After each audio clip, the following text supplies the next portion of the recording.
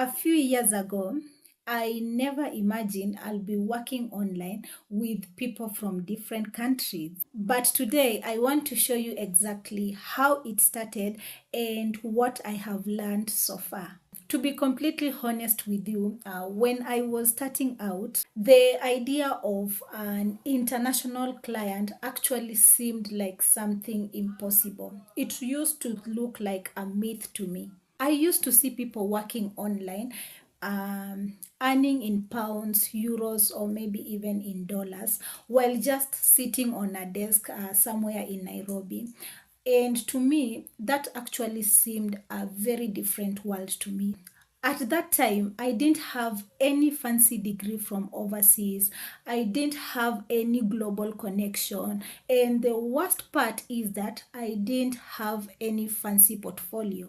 But today, I actually want to share a real story of how that door actually opened for me.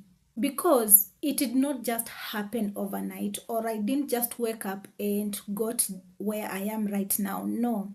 And it didn't actually happen the way most people actually think about.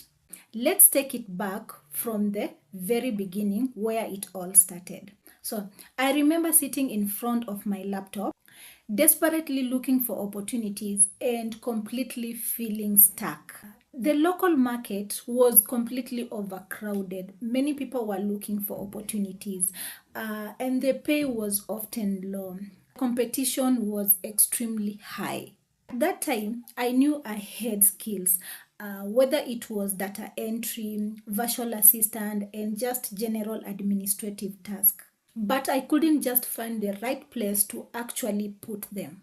One evening, after getting rejected by another gig that I had just applied for, I definitely knew that there was something wrong. So, the internet actually doesn't have borders.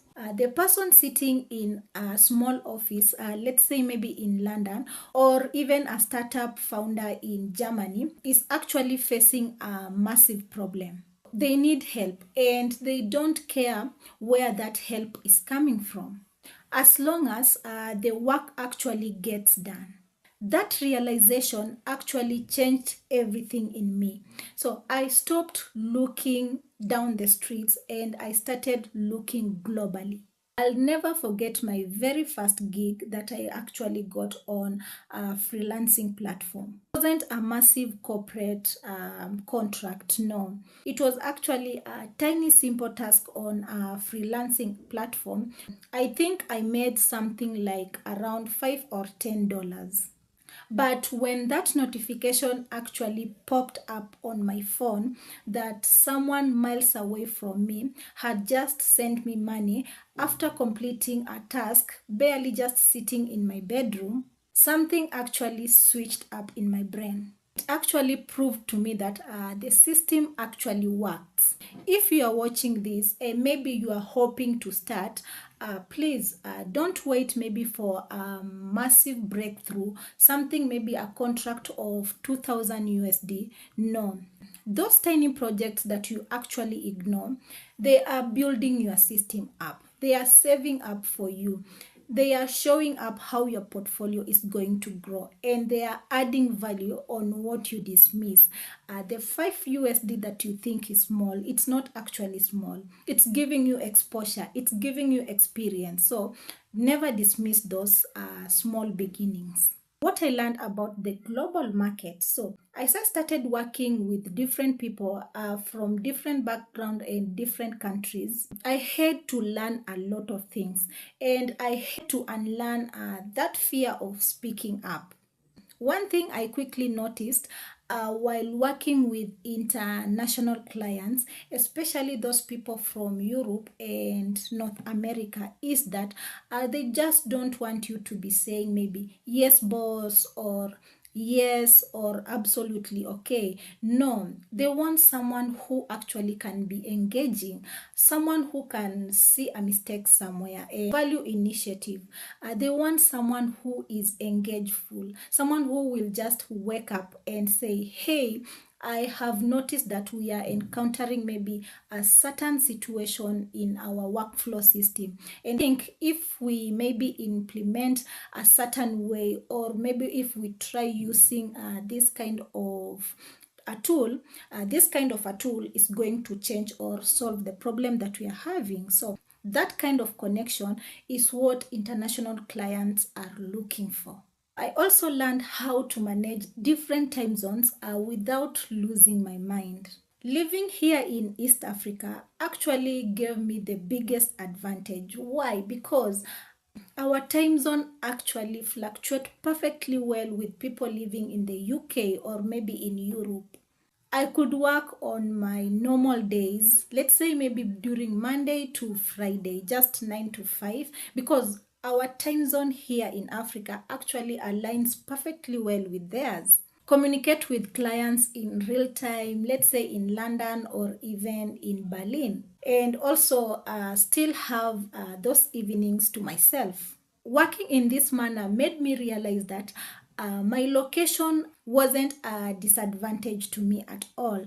It was actually my strength, the reality of a remote lifestyle. People online often romanticizes this lifestyle. Sometimes they take pictures showing you maybe they are at the beach, and at the same time they are maybe sipping certain cocktails, while also maybe doing certain calls on Zoom or maybe on Google Meet. But what is like working with real international clients? Not all about the way people are putting it out there. No, you need to be reliable. You need to know how to communicate professionally via email or even via Slack.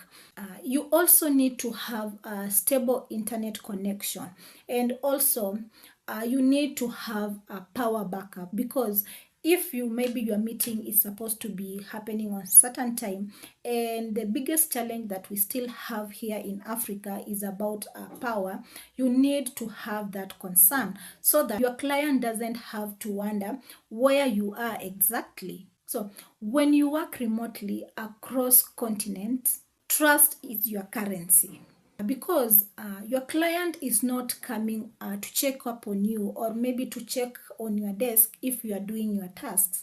Your reliability actually matters a lot in this situation, because that is what keeps them paying you.